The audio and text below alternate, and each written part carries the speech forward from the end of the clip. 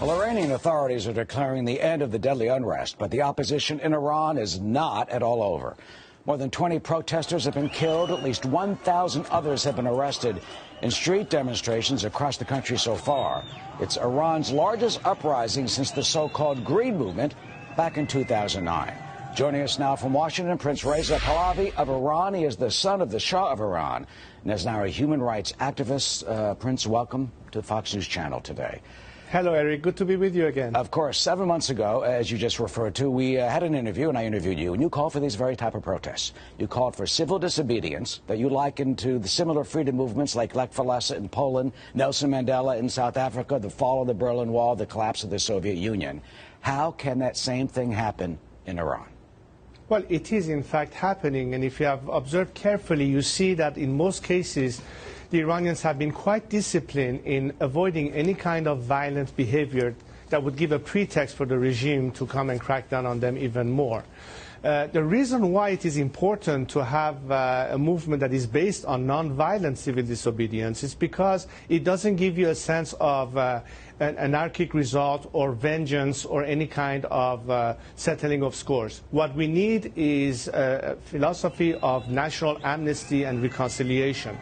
One of the key factors, I think we talked about this last time we spoke, is the tacit role of the military and paramilitary forces. I sent a message to the military forces a few days ago asking them to realize their role in being on the side of the people as opposed to protect the regime.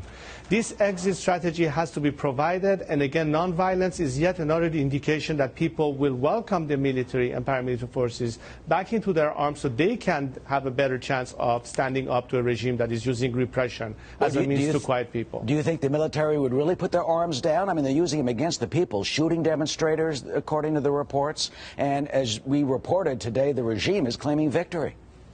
First of all, I doubt that the military had anything to do with it. There might be some elements still of the Basij or the IRGC that may be doing that, but as of late, the regime has been importing foreign nationals to do the dirty job for them. They're not even Iranians. The point is that there will come a time where that shift will occur. We're doing everything that we can from our end, A, to maintain the momentum, to be of help to our fellow compatriots. The formation of a broad coalition of liberal, democratic, secular forces today is key. I'm working directly with leaders both inside and outside of Iran to provide this platform as early as possible, because the leadership now needs to take the country to the next level.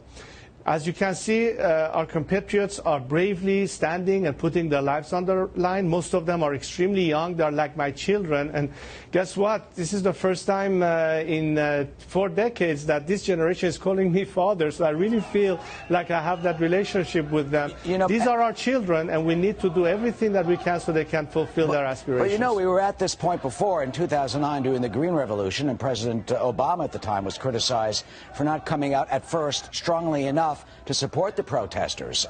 President Trump has been very strong on that. What should the Trump administration, what should Americans do to, in your view, encourage this type of demonstrations? America is perhaps the most important democratic country in the planet, which is natural why a lot of people have many expectations from America and whoever is at the leadership of this country at any time.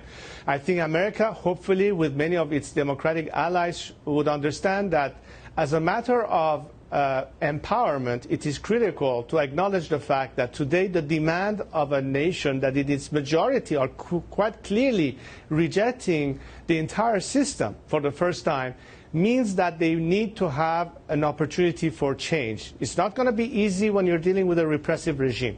So any message of solidarity and support will be greatly useful and helpful and empowering and invigorating.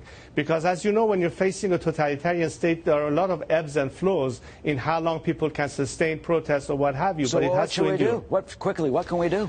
Well, there are some areas. For instance, one of the key issues as of late was communications, so people can have massive communications. I'm talking about internet access. I'm talking about the filtering that the regime is trying to do. Some actions has been taken to that part. I hope that President Trump in particular will understand that the idea of the travel ban no longer makes sense. A lot of my compatriots need to be able to come and go, to be of help here and there. And basically, instead of punishing Iranian citizens who are on your side, you better think of limiting the traveling of the regime's elements rather than the Iranian people. And how do you These are specific steps that can be taken. How do you think this will end? Well, hopefully we'll end with the people winning.